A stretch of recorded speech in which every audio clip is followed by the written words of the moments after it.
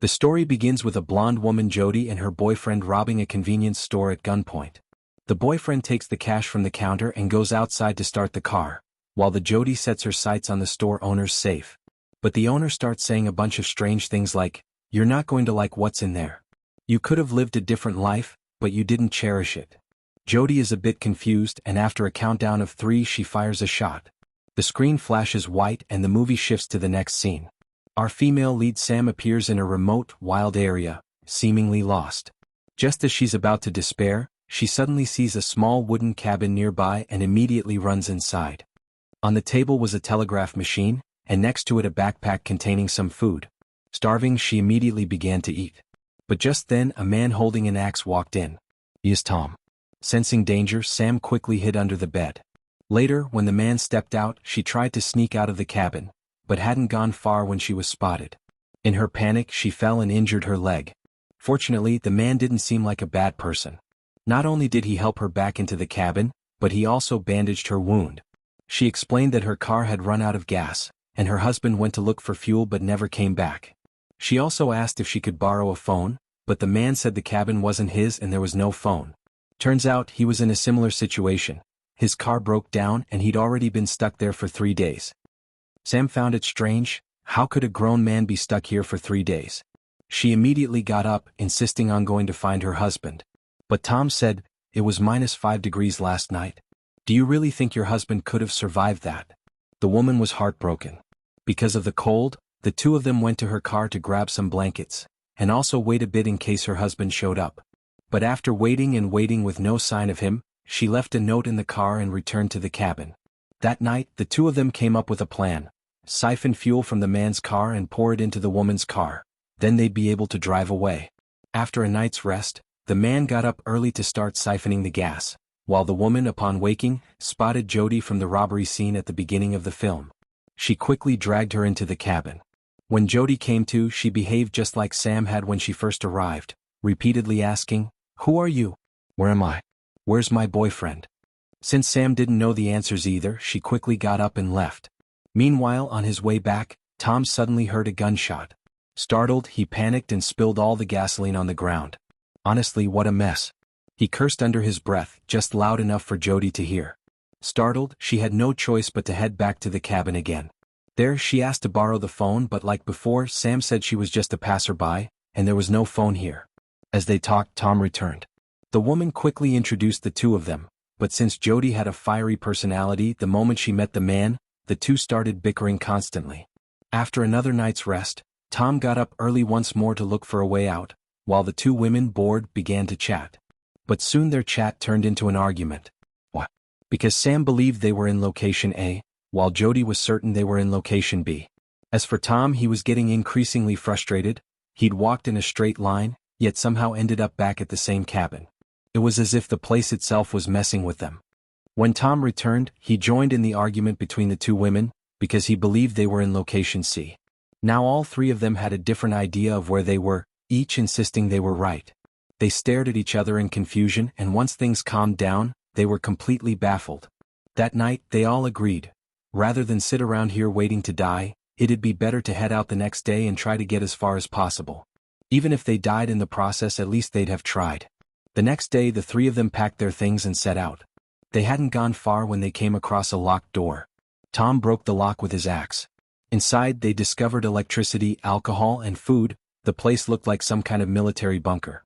Because Sam's father was German, she recognized that the labels on the bottles and the writing on the map were all in German. Without thinking too much about it, they grabbed some supplies and continued on their way. But not long after, they somehow ended up right back near the cabin again. The despair was overwhelming. And yet, the shared hardship brought them closer. That night, they had a few drinks and gradually became good friends. Jody even confessed to Sam that she was a robber, and pulled out a large stack of stolen cash. But when Sam glanced at it, she thought Jody was joking, because the money was printed in 1984, and she believed that was future currency. Hearing that, Jody's expression turned horrified. She asked Sam what year it was. The woman replied, 1962, and then asked her the same question. Jody didn't answer. Instead, she showed the label on her down jacket. It said, "Made in Taiwan, 1984. Both of them were completely confused and rushed off to the restroom in a daze. Meanwhile, Tom returned and casually asked what year it was. He said it was 2011. What was going on? Before they could figure it out, a sudden gunshot rang out outside. The man peeked through the window and saw someone armed approaching. He quickly opened the door to meet him. Sam recognized that the man was speaking German. The armed man walked up and immediately knocked out Tom, then tied up all three of them. The next day, the three of them finally began to piece things together. The year wasn't 1962 or 1984, or even 2011. It was sometime during World War II. They figured they were likely in Germany, or possibly Poland. That military bunker they'd found earlier proved it. And the armed man who had tied them up was probably a German soldier. Because of the war, he had taken the three Americans as prisoners, which meant, somehow, they had time traveled. At that moment, the soldier dragged Tom outside and began interrogating the two women. But when he saw the pendant around Jody's neck, he suddenly flew into a rage. He demanded to know where she got it, because he had the exact same one. Even the photo inside was identical. And in that photo were three people. The soldier's wife, Sam's mother, and Jody's grandmother. Not sure if everyone caught on, but it's pretty clear now. Sam is the daughter of the German soldier, and Jody is her daughter. As for Tom, no surprise there. He's Jody's son. A true four-generation family reunion. Just, in the middle of a war zone. However, because Sam only spoke a little German and couldn't explain things clearly, the soldier marched both women out to confront Tom, but he had already managed to secretly untie himself. He took the soldier by surprise, knocked him out, and tied him up inside the cabin. The three then exchanged their stories. Sam explained that her father, the German soldier, died after World War II. Her mother later married an American, but they both died in a car crash a few years later. Jody told her, "Your husband, my father, died in the Vietnam War. When you gave birth to me, there was no one around to help. You died in childbirth." Tom then turned to Jody and said, "My mother, you, were sentenced to death for killing a convenience store owner and your boyfriend. I was born 8 months before your execution and grew up in an orphanage. The only thing I ever had from you was that pendant." Well, great. Now, aside from the soldier, who didn't understand English, this whole three-generation family was tangled in one huge, awkward mess. Sam then tried to explain everything to the soldier as best as she could in broken German, insisting he was her father. She got emotional and demanded he be untied, yelling that he was her dad. Tom tried to stop her, but she wouldn't listen. Whether the soldier understood or believed her didn't matter. He grabbed his gun and ran off. At that moment, Tom had a realization. If they had traveled back in time, maybe it was so they could change their tragic futures. Maybe that was the purpose of this whole trip. And the key to it all was Sam's father, the soldier. Based on Sam's memories, Tom guessed that the soldier was supposed to die in an airstrike that very day. If he survived, then everything could change. Her mother wouldn't remarry. She wouldn't have died alone in childbirth. And maybe, just maybe, they could rewrite their fate. At the same time, Jody, if the timeline could be changed, would grow up with Sam by her side. She wouldn't fall into a life of crime. And Tom himself? He'd grow up with his mother, not in an orphanage, not alone. But all of that depended on one thing. The soldier must survive. So, the trio planned to get him into the bomb shelter before the air raid. But the soldier was stubborn. He insisted on finishing his mission first. Seeing no other option, Tom rushed at him and the two got into a scuffle. In the chaos, the soldier accidentally fired a shot, hitting Jody in the stomach. Then he ran off.